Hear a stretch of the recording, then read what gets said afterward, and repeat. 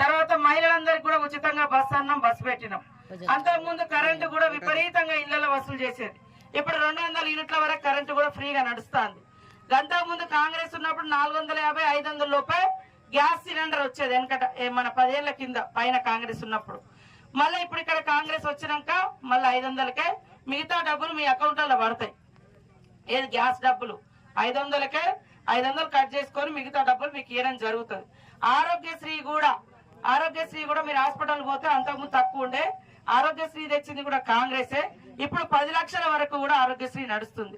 మహిళా సంఘాలకు వడ్డీ కూడా లేదు, 10 లక్షల వరకు రుణాలు ఇవ్వడం జరుగుతుంది.